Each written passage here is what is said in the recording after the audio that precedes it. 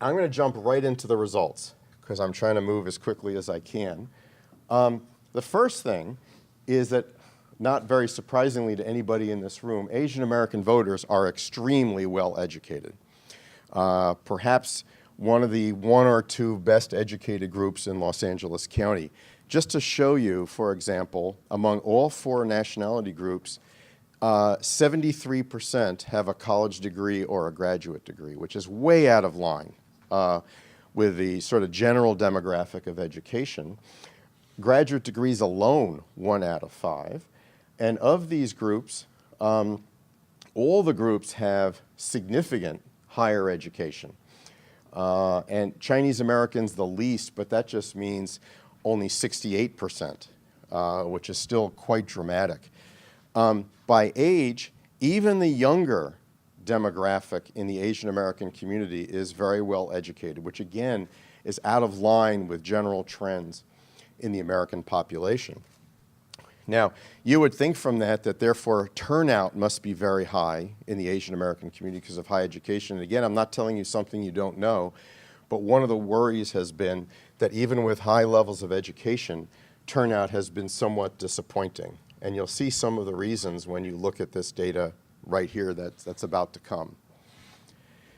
One thing we find out is that English proficiency, which we asked about, how well do you speak English, varies dramatically by age among our age groups. And we broke it up into 4 age groups here. So among the youngest voters, 83% speak English very well. 65 and older, only 28% speak English very well. But you see how it goes age across, 83, 64, 46. The older you are, the less likely you are to speak English well. Language proficiency, it turns out to be a big factor in voter participation in many ways. So of not speaking well at all, of the older people, 20%, which is an important number, and these are registered voters, remember, do not speak English well. This is going to have a lot of consequences for voter mobilization going forward. At the same time, proficiency in English varies dramatically by groups. Japanese Americans, 87% report speaking English very well, but only 40% of Chinese Americans. And obviously some of this has to do with recency of immigration patterns, et cetera, but it's an important factor. This is the smallest group of the 4, but has the highest English proficiency, the Japanese American community. Louder? Are you hearing me okay? Okay, I'll be a little louder though.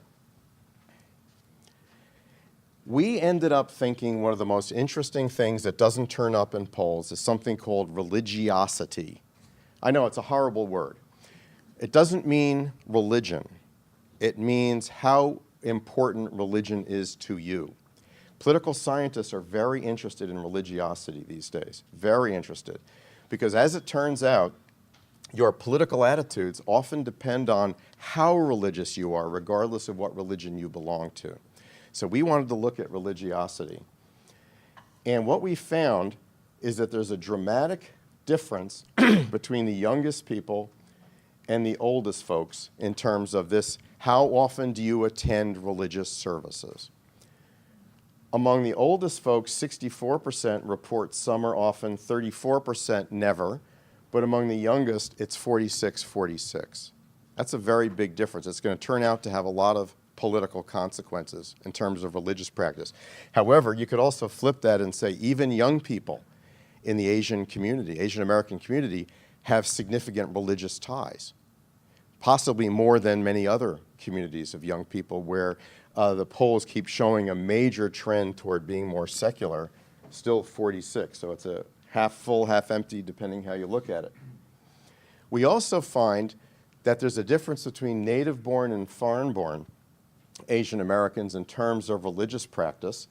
The native-born are somewhat more likely to say they never attend services, and the reverse, of course, with the foreign-born, but not as dramatic a difference as by age.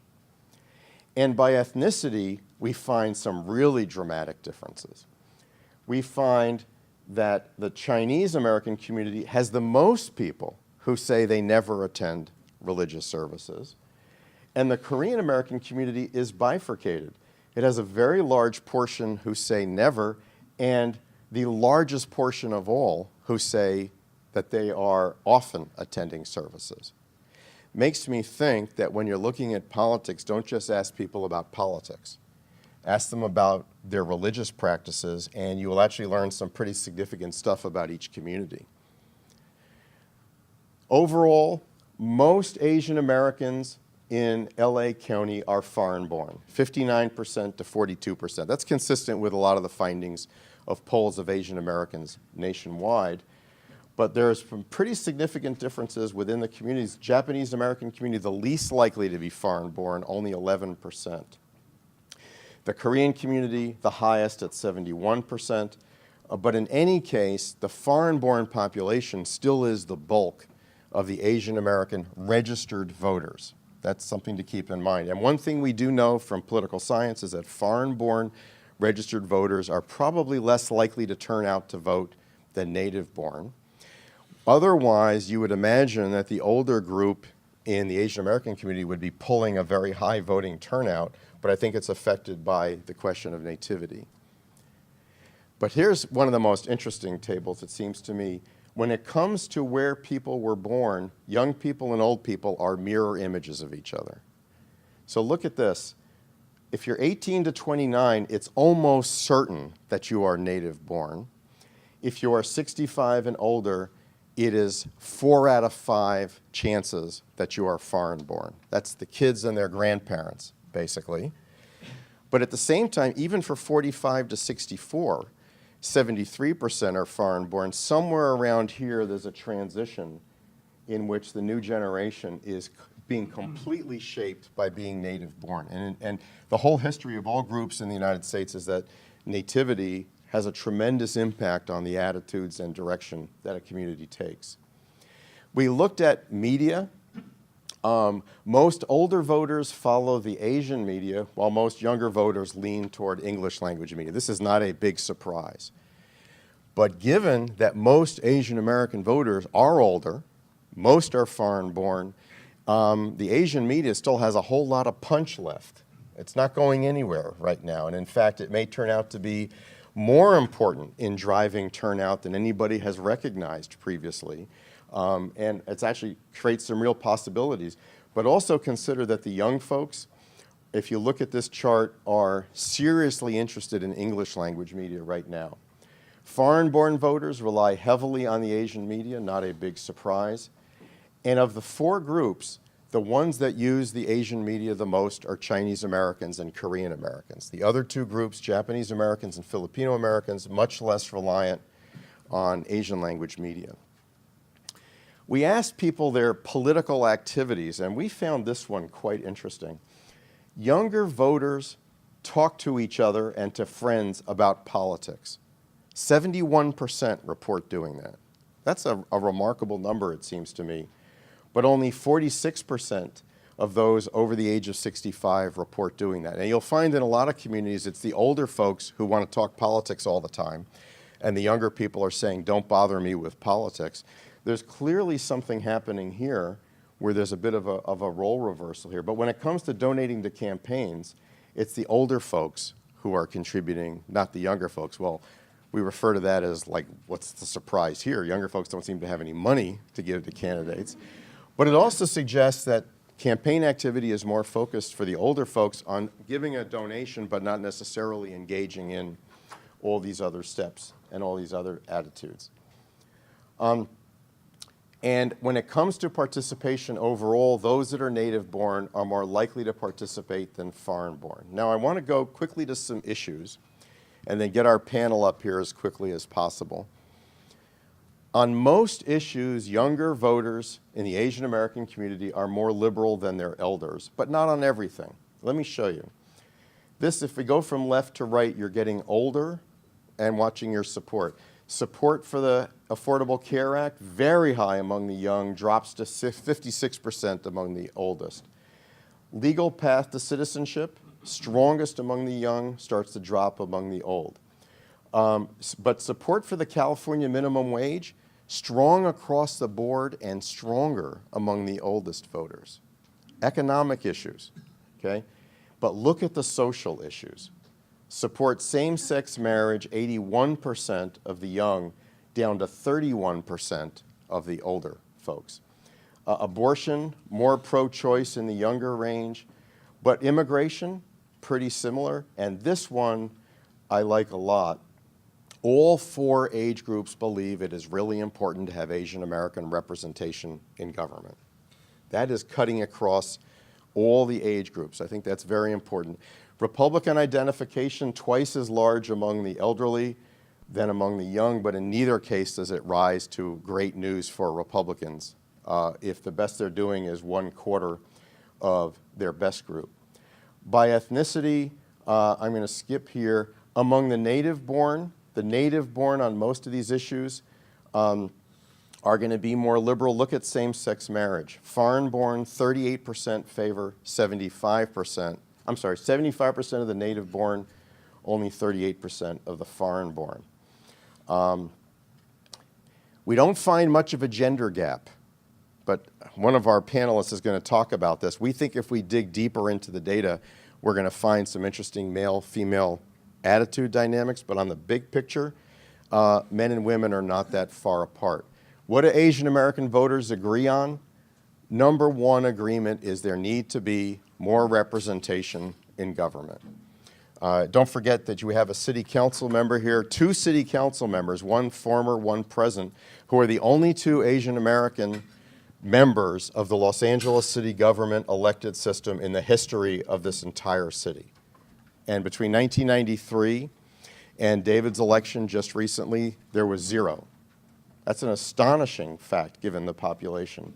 Support for economic change and the minimum wage, support for health care and immigration reform. And one thing to keep repeating, even though younger voters are much less religious than older voters, religion is very important in shaping the attitudes of the entire community, even the young, half of whom report some religious significance in their lives. But a new generation is reshaping the community's voice. They are native-born. They are less religious, more liberal, more democratic. A table we don't have here, the younger voters report being 69% Democratic, the older voters 51%, which is a major significant difference. They draw their information from English language media. They're more likely to talk politics with friends and family. And they're starting to look more like younger generations in other racial and ethnic communities. Just those communities don't know that about each other. The young people in those communities literally do not know how many of them are voting for Bernie Sanders, for example, which you'll see turns out to be quite significant. But the older generation is still the dominant force in the Asian American voting community. This kind of change of a new generation takes decades. Only 1/5 of the registered voters are 18 to 29. More than half are between the age of 45 and 64, and more than 1/4 are 65 and older, and for them, language accessibility is going to be critical for their mobilization. And they are more religious, and the religious aspect is going to be significant. Challenges and opportunities for both parties. I don't think either party deals very well with the Asian community, Asian American community right now, partly because neither party deals very well with religion and religiosity. Democrats do very well with secular voters. Don't quite know what to do with voters who think of themselves as religious. They try. Neither party is doing particularly well with younger voters. Mostly complaining about why they don't vote seems to be one of the main things they do. Targeted outreach is very poor for both parties, for Asian American voters, partly because the issue of dealing with multiple national ethnicities, with language issues, it's expensive, time-consuming, but it's a mistake. Democrats have the issue that if Asian Americans are really interested in representation, the Democrats are already trying to figure out all the members of their family who are hoping for representation and trying to make sure there's enough to eat for everybody. That's the typical Democratic problem, which is there enough room at the table? If they don't get wise to this, though, they're going to find that Republicans will have opportunities on the representation issue, as they're finding in Orange County right now, where running Republican Asian American candidates is bolstering the strength of the Republican Party. Republicans have the reverse problem, is they think that if someone's religious, they will back the Republicans on all the Republican issues. And as it turns out, that's just not true. It does not, among Asian Americans, translate into agreement on the whole platform. This is all consistent with a new national poll, very good poll that was done by a couple of organizations, including AAAJ, that found that Asian Americans are shifting in party identification toward the Democratic Party overall, and that young Asian Americans are a key demographic group to watch. One thing I've learned listening to poll reports in the last few months, including by my good friends in the AACVEP, okay, we need a better name, okay? Their poll found that young African Americans in California were leaning heavily toward Bernie Sanders. This national poll found young Asian Americans were leaning heavily toward Bernie Sanders. You'll find it in polls of young whites. You'll find it in polls of Latinos. They just don't know this about each other. Everyone assumes the Sanders phenomenon is largely of white youth. It may turn out it is actually the first sign of the beginning of parallels across generations, and I think is well worth watching for that reason. We ask you to join the conversation with us. We have tons more data still to analyze, and we'd love your feedback on what more we should be asking.